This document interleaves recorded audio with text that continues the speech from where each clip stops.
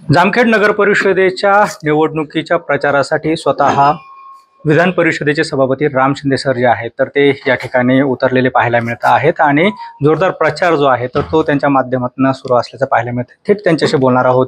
प्रचार सुरू आहे, कशा पद्धतीने रणनीती असणार आहे, किती विश्वास वाटतो आणि कसा रिस्पॉन्स हा नागरिकांकडून मिळतो?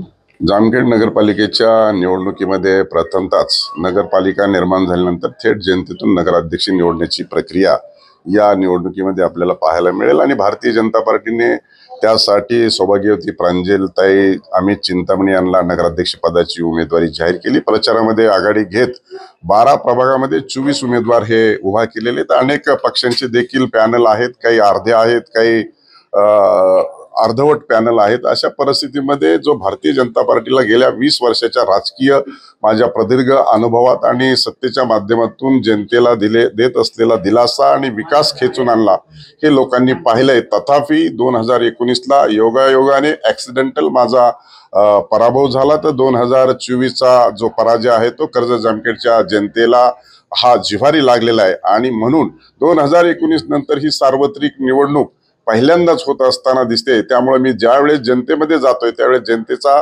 उमेदवाराला आणि नगराध्यक्षाला प्रचंड असा उत्स्फूर्त प्रतिसाद मिळत असताना दिसतो आहे।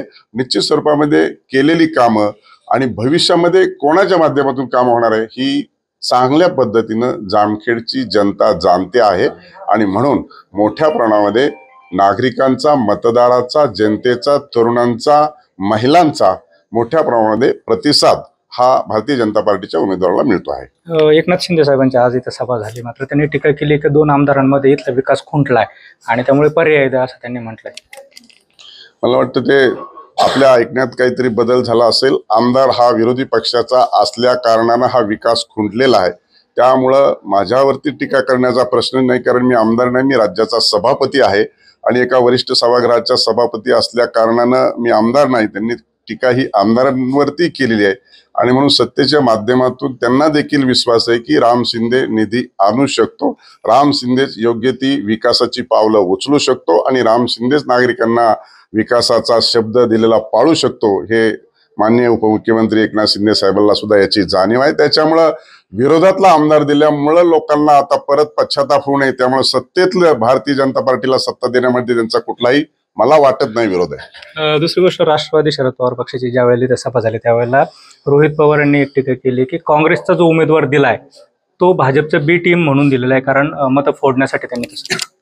मला वाटतं की त्यांच्या सभेचे मी देखील माहिती घेतलेली आहे आणि त्यामुळं कुठलंही विकासाचं भाषण केलं नाही, गेल्या 6 वर्षामध्ये या शहरासाठी काय केलं हे सांगितलं नाही। त्याच्यामुळे याची बी टीम, त्याची बी टीम, आता महायुतीचे देखील आमच्या घटक मित्र पक्षाचे लोक उभा आहेत, तर आम्ही काही राष्ट्रवादी काँग्रेस शरद पवारची बी टीम म्हणत नाही। त्यामुळं खेळताना अंगण वाकडं अशी परिस्थिती विद्यमान आमदारांची झाली आहे। जनतेमध्ये प्रतिसाद मिळत असताना दिसत नाही। गेल्या वर्षभराच्या कालखंडामध्ये जनतेकडे पूर्ण पाठ फिरवली आहे आणि आता सार्वजनिक निवडणुकीला सामोरं जात असताना त्यांना जे अनुभव जनतेमध्ये गेल्याच्या नंतर येत आहेत त्याची अनुभूती त्यांच्या वक्तव्यामधून जाणवते। त्याच्यामुळं त्यांच्या महाविकास आघाडीतले घटक पक्ष सांभाळण्याची त्यांची जबाबदारी होती, परंतु मी अनेक वेळा आमच्या महायुतीतल्या मित्र पक्षांना बोलवलं, चर्चा केले आणि पण चर्चेअंती त्याच्यामध्ये तोडगा निघाला नाही। त्याचं कारण 5 वर्षात निवडणुका व्हायला पाहिजे होत्या, त्या 10 वर्षांनी होत आहेत। अनेक इच्छुक उमेदवार असल्या कारणानं त्यांच्याही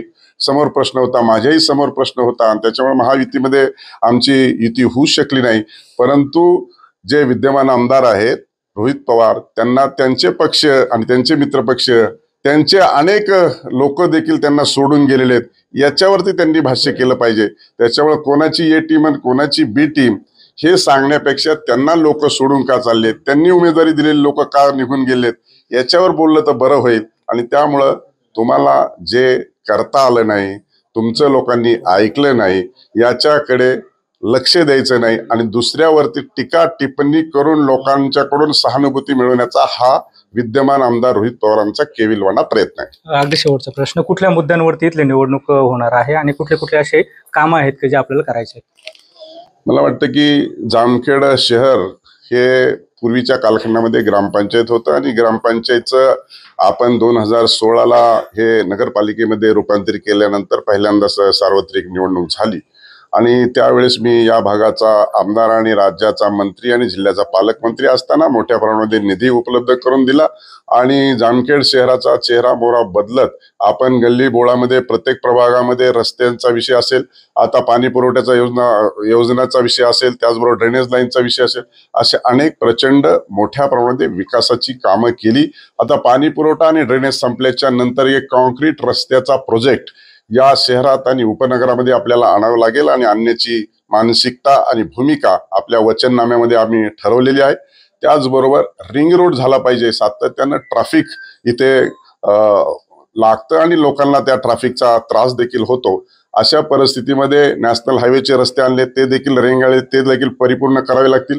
अशा अनेक बाबींचा विचार करता जनतेला, नागरिकांना सुविधा देणं आणि जनतेला चांगलं आरोग्य, शिक्षण, रस्ते, पाणी, वीज देण्याच्या संदर्भामध्ये भारतीय जनता पार्टीचा हा वचननामा असेल आणि ते वचननामा आम्ही सत्तेच्या माध्यमातून पूर्ण करू अशा पद्धतीचं वचन या निवडणुकीमध्ये आम्ही जनतेला देणार आहोत आणि जनतेचा प्रचंड आणि उत्स्फूर्त असा प्रतिसाद त्यामुळे आम्हाला मिळतो आहे.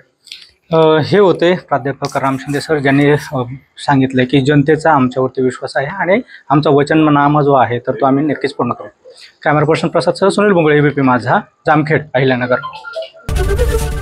एबीपी माझा, उघडा डोळे बघा नीट.